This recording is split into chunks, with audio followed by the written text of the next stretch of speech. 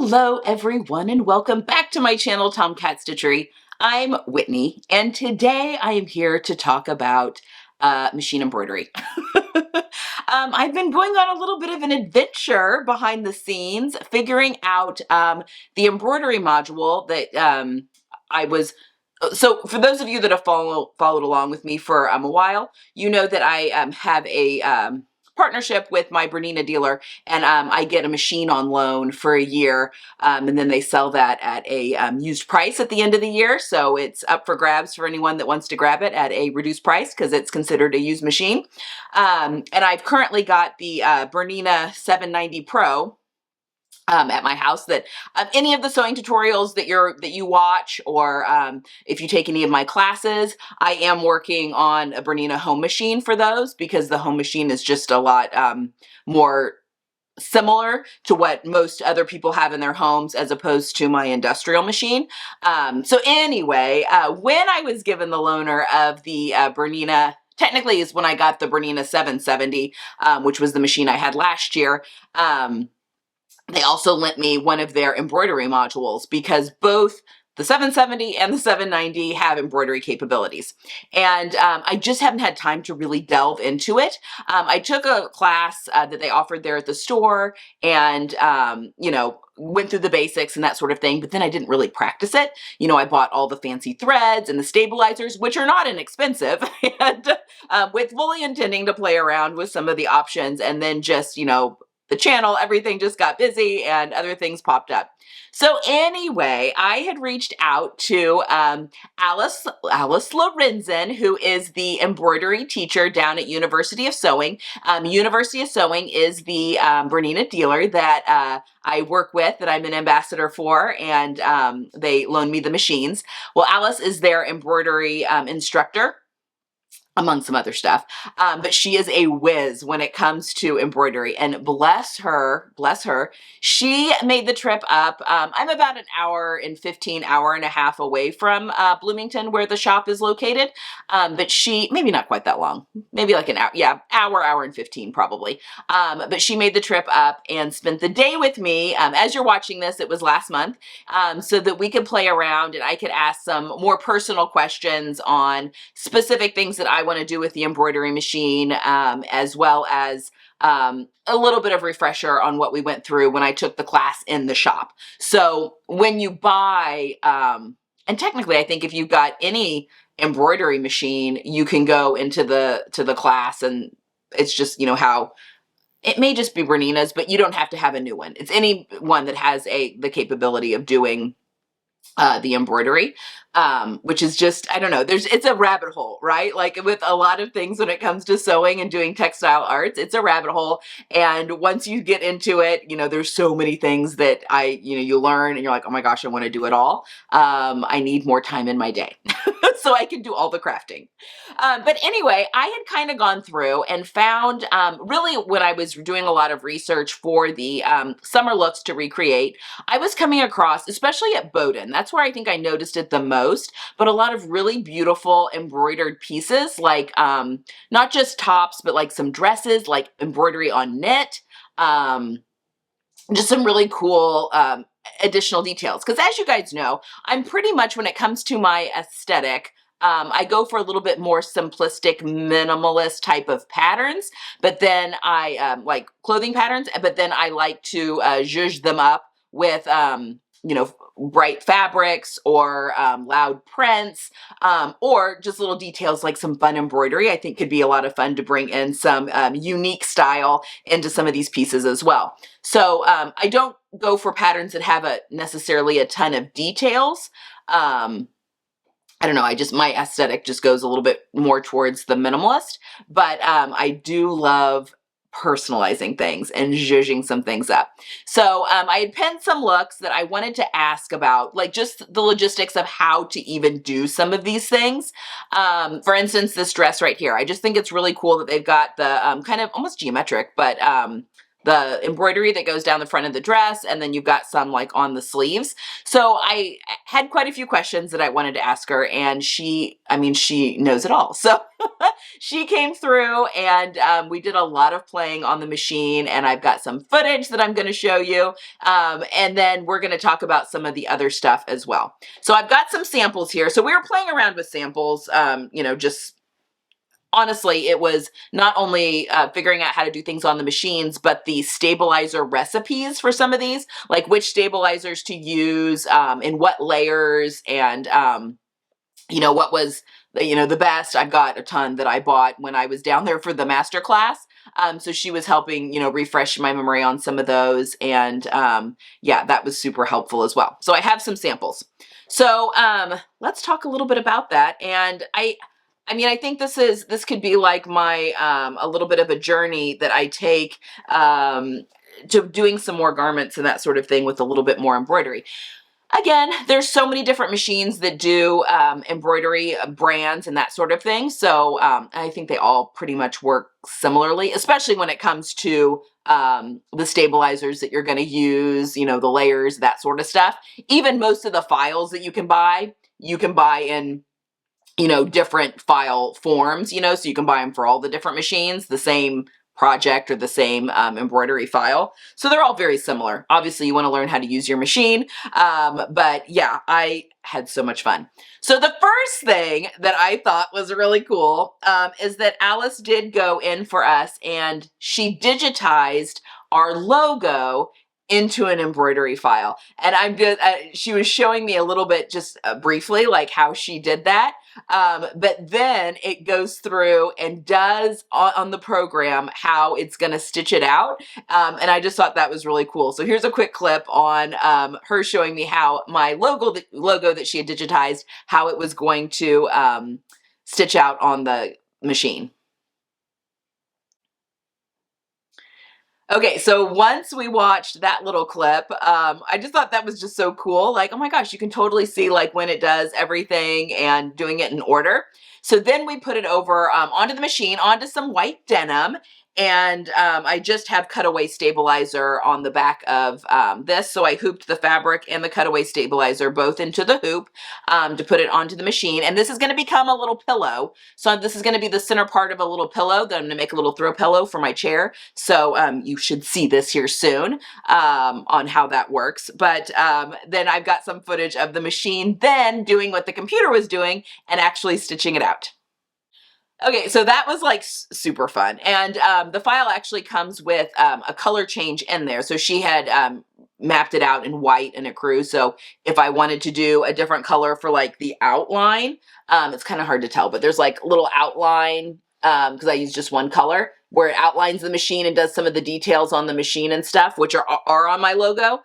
I could change colors. I could either do like a darker orange, or I could do like a black or a white. And then it would also change, it would be the same color as the Tomcat stitchery part on this.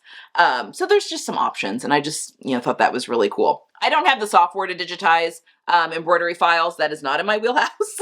So, and I probably wouldn't be doing that. I mean, it was just nice to have my logo done as that. So, I mean, Jenny and I could put this on shirts, or if we wanted to, like on the breast part of shirts, if we want to make matching shirts for any of the sewing conferences we go to in the future, or, whatever. It's just a lot of fun to have that logo now as an embroidery file. So the other thing I was asking her, like the dress that I showed you, I asked her, I was like, well, is it just as easy to embroider on knits? And she was like, oh, absolutely. It's just all about the stabilizers.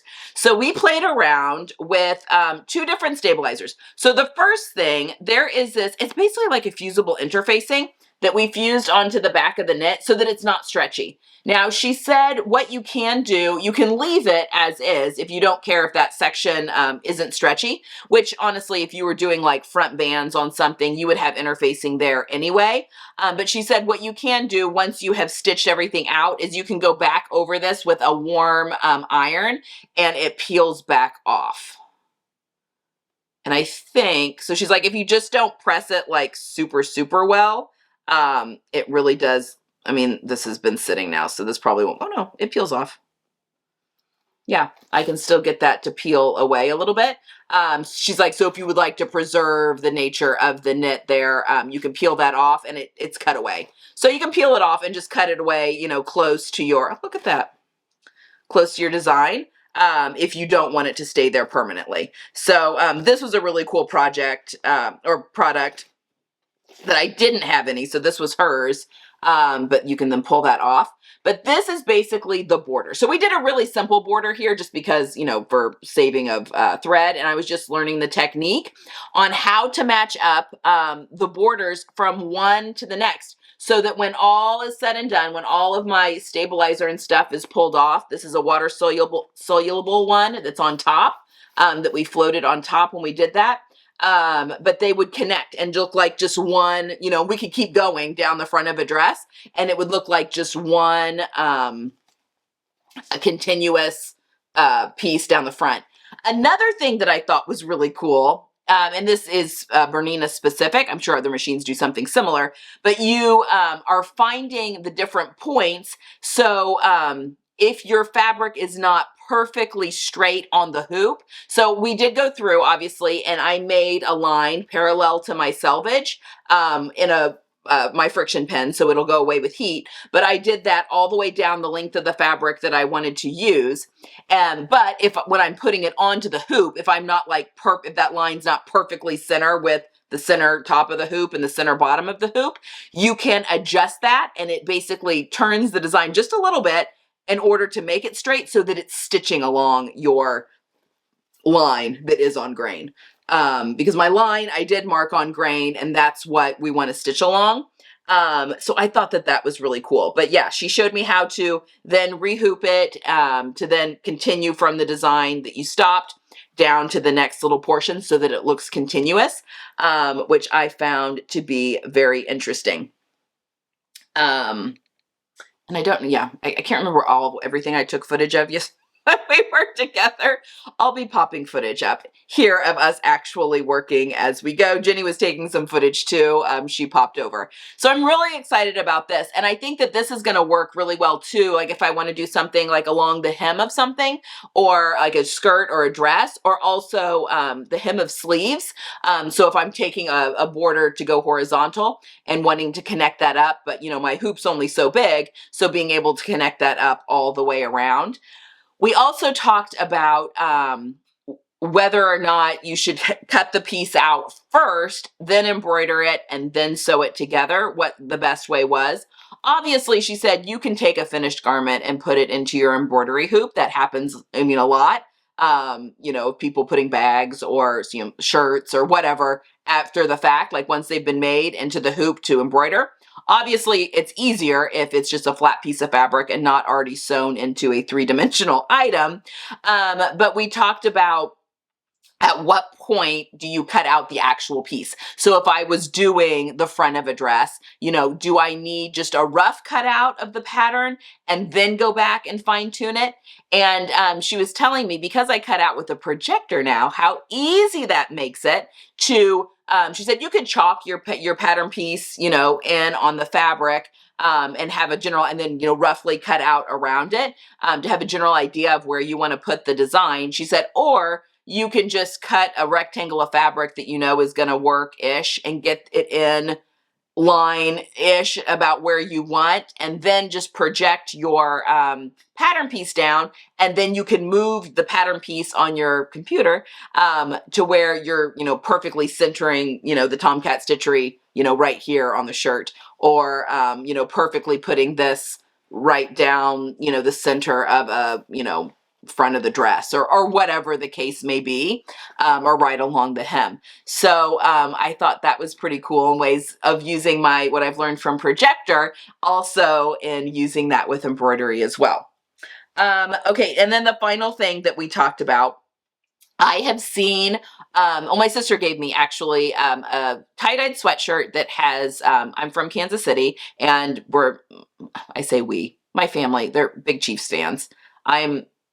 My husband says I'm not allowed to call myself that because I go to bed when they're in the Super Bowl. But you know what? I'm not any hardcore sport fan, I will watch it and stuff with my husband. But anyway, she gave me this red tie-dyed sweatshirt that had Chiefs just embroidered right here along the neck edge. And I thought that was so cute. And we were talking about that and I was like, that would be so cute. And it doesn't have to be a sport team. It could be any kind of little saying. It could be your initials. It could be, like a little, I don't know, a little saying of some sort, which you could totally hand embroider along the neck edge if you want. But there's a function, and this is not perfect. Like we were just I literally roughly cut out like what the front of a t-shirt pattern would look like. And this is not really in the right spot. We were just kind of getting the idea, and I spelled Chiefs wrong. I put the I and the E in the wrong spot, but we were literally just playing around. This is just a scrap piece of knit that I had. And it doesn't follow the curve completely, but I learned how to curve the words so they don't have to necessarily be straight. I learned how to curve them, all sorts of ways to get the curve just right. And, she was telling me, that you can make yourself a template. Like there's a lot of things you could do, especially if you were going to make, if I'm always going to use the Concord t-shirt pattern to do any of this, or if I'm always going to use the, the Stanton hoodie or the Sloan sweatshirt to do any of this kind of thing, to draw a template out of what that neckline curve is, and then just record what all of the numbers are when I not only curve the writing on the machine, but then also rotate it so that it, goes where I want it to. Anyway, but I thought that was cool. So then it kind of, this just somewhat mimics like that curve. Obviously it needs to be like tweaked just and maybe curved just a little less. Or this needs to be maybe brought up to a little further up the shirt. Anyway, this was just a test and we were playing around with it, but I thought that was also a lot of fun. The other thing that we learned about is that there are projects. This absolutely blew my mind. Jenny was here at this point and Alice was walking through. And if you do any machine embroidery, you're going to be like, yes, that's totally a thing. But there are projects that you can sew in the hoop. So what do I mean by that? Like literally the entire project, like a little zippered pouch completely done in the hoop. So you are the machine is marking placement lines for you. Now there's instructions when you buy like a file like that on what you do during which step, but it will like make placement lines, and you have to put your zipper, face down in between those two placement lines. And then it goes, back under the machine. So it stays in the hoop. All the work stays in the hoop. You never take it out. And then you take the hoop in and out, but you never take the work out of the hoop. And then the machine goes through and sews the zipper down. And then you put a layer of fabric and it sews that down. And then another piece of fabric and it sews that down exactly where it should be. And then, then you're putting fabric on the back side of underneath the hoop. And they've got, tape that you can use. That's basically the sticky stabilizer that has like a layer of paper over it that you score. And so you can stick things to it. It's basically that, but cut into strips. So you can use it as tape that then peels off. And then it does like the embroidery design on it. And then you put a piece of fabric underneath and it sews it all together. So then you pull it out of the hoop and you're just cutting close to that sewing line, which is basically like a zigzag to finish off your edges. And then you turn the thing right side out and you have like a little pouch. I am so excited. Jenny and I bought some fabric, some leather scraps in Cleveland at the Sew Expo. And I asked Alice, I'm like, can we do some of these on leather? And she said, as long as it's not a dense design. So if it's like almost a sketch design, like something like this, where it's just kind of a sketch design, not like a lot of satin stitching. Cause she said, if you've got like a lot of satin stitching, it's just going to punch out the leather. And cause that fabric doesn't go back together cause it's skin. She's like, that it doesn't work on leather, like real leather. Well, leather period, cause it'll just cut it out. Even the faux leather. So she's like, if you're doing something that's a little bit more like a sketch, you absolutely can do it on leather. She's like, you want to play around with the needle that you use, whether that's a leather needle or the embroidery needle, to figure it out, but you could play around with that. Am I making things harder for myself by choosing leather? Probably. So maybe we try it on regular fabric first to see how we like it. But the Bernina's brand of embroidery is OESD, and that is their line of, they have a line of stabilizers and of files and all that kind of stuff. And like embroidery files, like a huge catalog. Anyway, and there's also like a lot of inspiration over there on the site. Anyway, it's a rabbit hole, folks. And yeah, I'm very excited about delving into this a little bit further, not only for garment sewing, but also for accessories. And if you have any little people in your life, being able to put like initials or a monogram on stuff. I loved doing that when my kids were little. And I've had an embroidery machine before. My Janome Memory Craft 9700 was a embroidery machine too. And I played around on that a lot. And I did a lot of the applique and all that kind of stuff. Yeah, there's so much that you can do. I didn't go nearly as deep as I could have with it, but it definitely served its purpose, especially when I was sewing for the little people in my life at the time. So it's just really fun to jump back into it and learn so much more. So that is kind of the beginning of my machine embroidery journey. Real quick, I just want to show you, Alice did bring some samples and just the things that the machines can do. But not only can it do like your standard embroidery across projects and that sort of thing. But also you can do applique where you're stitching fabric in and then you're cutting it away or starting with pieces that are already cut. And then it stitches it down so you have the cool fabric underneath, the applique effect that the machine like does all of that for you. She also showed me some reverse applique where you have the secondary fabric underneath the work and then you cut away the top fabric. Alabama Shannon does that a lot with hand embroidery and doing the reverse applique or cutaway. We did talk about cut work and how that kind of works. We didn't do any samples and she didn't bring any samples of that, but that sounded really interesting to me. She showed me about just freestanding lace work, and I did do a video on that. I did some freestanding lace work earrings for my daughter last February around Valentine's Day because I made them like lace like hearts for earrings for her. And that's like a lot of fun and really, really cool. There is glow in the dark thread. She showed me this little kid's t-shirt that used glow in the dark thread for some of the bits and pieces so that when they go into the dark, parts of the t-shirt glow, which that's just such a cute idea. As well as just some, just beautiful, standard embroidery designs. Anyway, she brought those samples. I was oohing and eyeing over all the things that we can do with embroidery. She's a fabulous teacher. I've taken both group classes with her before and then now this like one-on-one, and I really appreciate her being there. So if you are in the area and are interested in learning more about machine embroidery, I will list University of Sewing's information down below. Alice is their teacher, and she is phenomenal and just really knows everything there is to know about embroidery. So excited to dive deeper into some things that I can create as we go. And I'm so excited to have my Tomcat Stitchery logo digitized. I think that we could use that probably quite frequently for all sorts of stuff. Bags, make myself a little pillow, putting it on clothing.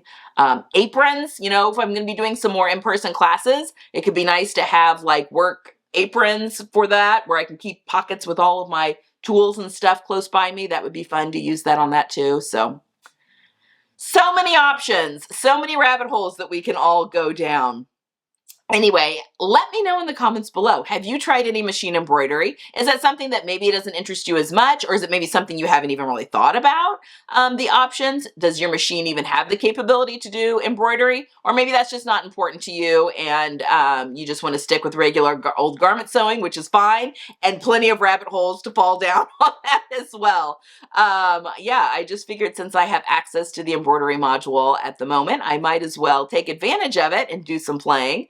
And just anything to keep myself creative in the fiber arts just makes me happy and keeps me inspired as well for all sorts of things. All right, guys, that is all I have for today. I hope you have a wonderful week. I hope you get some sewing in this week, whether that includes machine embroidery or not. And I will see you guys again next time. Get some sewing in. Bye.